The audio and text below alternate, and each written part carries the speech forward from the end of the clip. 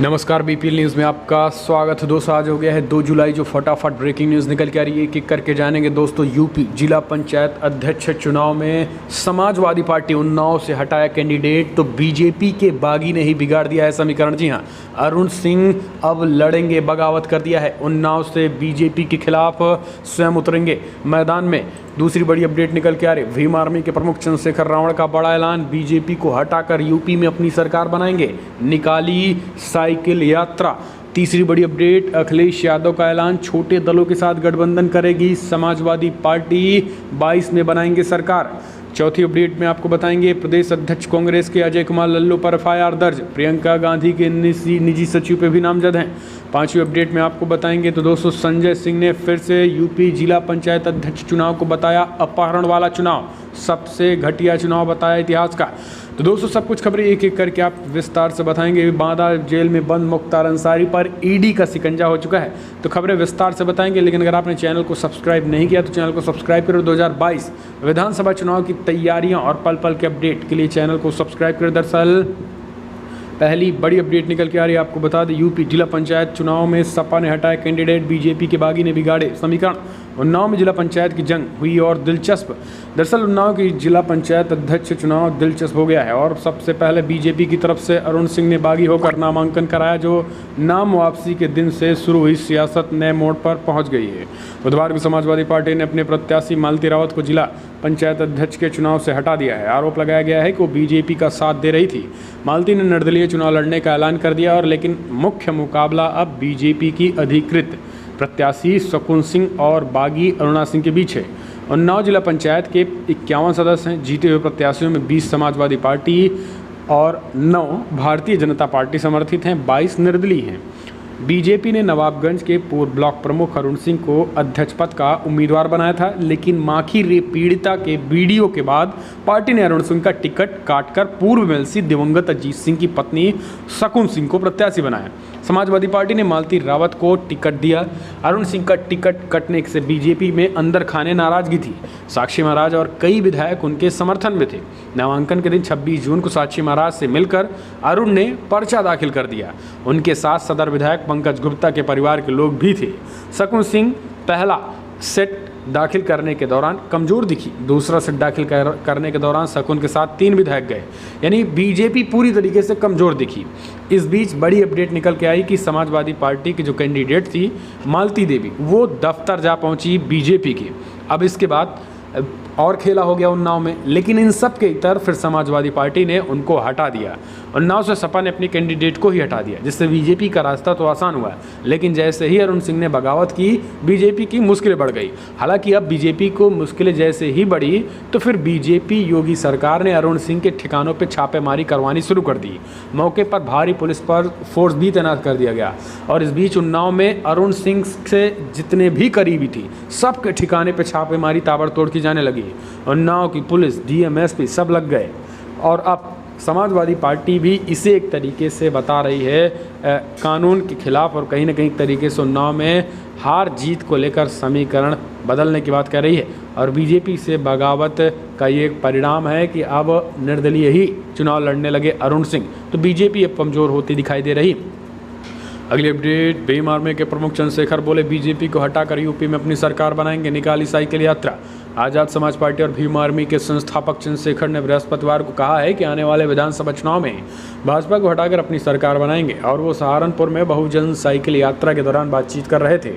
उन्होंने कहा कि बहुजन साइकिल यात्रा के माध्यम से यूपी के हर घर तक हम लोग पहुंचेंगे और भारतीय जनता पार्टी की जनविरोधी नीतियों से जन जन को अवगत कराएंगे। चंद्रशेखर ने कहा है कि भारतीय जनता पार्टी के लोग स्वार्थ और बांटने की राजनीति करते हैं, और हम लोग जोड़ने का काम करते हैं। उन्होंने कहा है कि भाजपा ने प्रदेश में कोई विकास नहीं किया और वो सांप्रदायिकता का ही सहारा लेगी, जिसमें प्रदेश की जनता को बचाना है। अगली अपडेट लेते हैं, अखिलेश यादव का बड़ा बयान, छोटे दलों के साथ गठबंधन करेगी समाजवादी पार्टी। दरअसल यूपी में अगले साल विधानसभा चुनाव होना और इसके मुद्दे पे नज़र सियासी पार्टियां एक दूसरे पर हमले का कोई मौका नहीं छोड़ रही। इसी बीच समाजवादी पार्टी के अध्यक्ष अखिलेश यादव ने बड़ा बयान दिया है और उन्होंने कहा है कि सपा छोटे दलों के साथ गठबंधन करेगी। इसके अलावा सपा प्रमुख ने भारतीय जनता पार्टी पर हमला करते हुए कहा है कि बीजेपी असल मुद्दों पर बहस से भागती है, बेरोजगारी महंगाई के विषयों पर बात नहीं करती है। गौरतलब है कि यूपी में विधानसभा चुनाव को लेकर 1 साल से भी कम का वक्त बचा है। वहीं यूपी में हुए त्रिस्तरीय पंचायत चुनाव में समाजवादी पार्टी ने अच्छा प्रदर्शन किया था और इस प्रदर्शन के बाद अखिलेश यादव खासा उत्साहित भी थे। इसके अलावा अखिलेश यादव ने कहा है कि यूपी की जनता बदलाव चाहती है, लोग परिवर्तन के लिए वोट डालेंगे। अगली अपडेट, यूपी में कांग्रेस पार्टी के प्रदेश अध्यक्ष अजय कुमार लल्लू पर एफआईआर दर्ज, प्रियंका गांधी के निजी सचिव भी नामजद। दरअसल यूपी कांग्रेस के प्रदेश अध्यक्ष अजय कुमार लल्लू पर हुसैनगंज में एफआईआर दर्ज की गई है। पूर्व कांग्रेस नेता व पार्टी प्रवक्ता कोणार्क दीक्षित ने एफआईआर दर्ज करवाई है। इस रिपोर्ट में अजय कुमार लल्लू के साथ संदीप सिंह, मोहम्मद तारिक, मोहम्मद शोएब, अनीस अख्तर नामजद किए गए हैं। आपको बता दें कि 2 दिन पूर्व कांग्रेस पार्टी कार्यालय में हुई मारपीट हुई थी। इसको लेकर प्रदेश अध्यक्ष अजय कुमार लल्लू और संदीप सिंह पर एफआईआर की गई है। सभी पर धारा 147, 323, 504, 56 और 153(1) में मामला दर्ज किया गया है। बहरहाल इस घटना के बाद कांग्रेस में अतिरिक्त कलह और गुटबाजी खुलकर सामने आ गई है।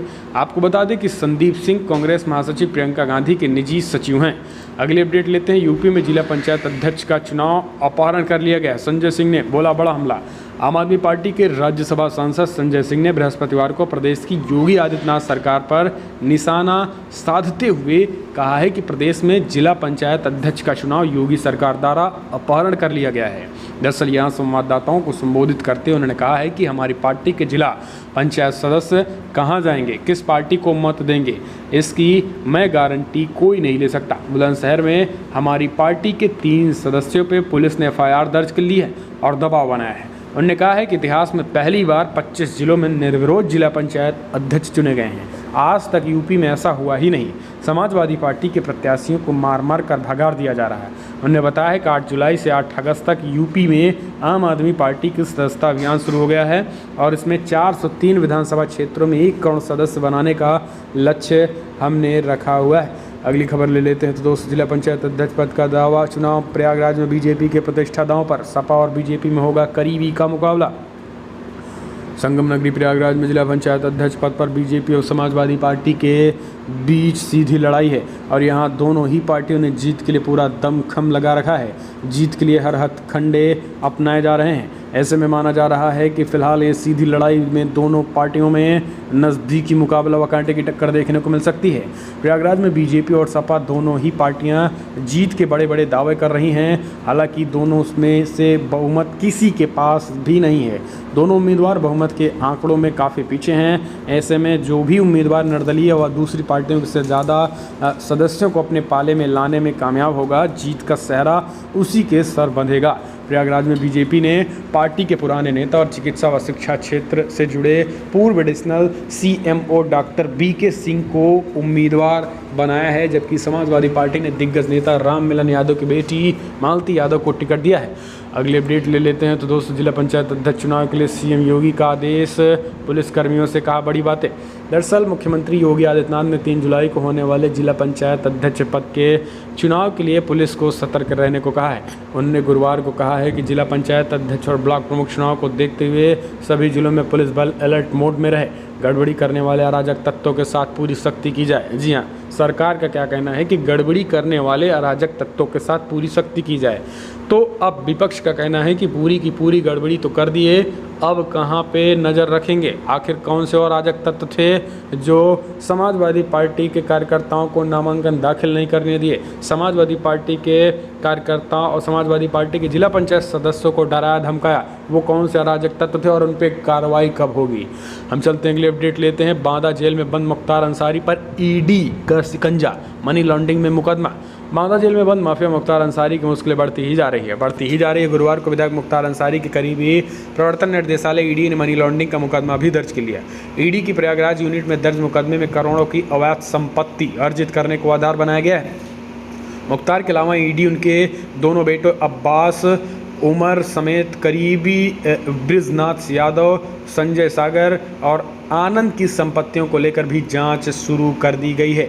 ईडी का मानना है कि 49 मुकदमों की जांच करने वाली पुलिस ने मुख्तार अंसारी और गैंग के अवैध संपत्ति का जो आकलन किया है वो कम है। मुख्तार अंसारी, उनके परिवार के लोगों और गैंग के सदस्यों की करोड़ों की संपत्ति है। ऐसे में ईडी करोड़ों की नामी बेनामी अवैध संपत्ति का पता लगाकर कार्रवाई करेगी।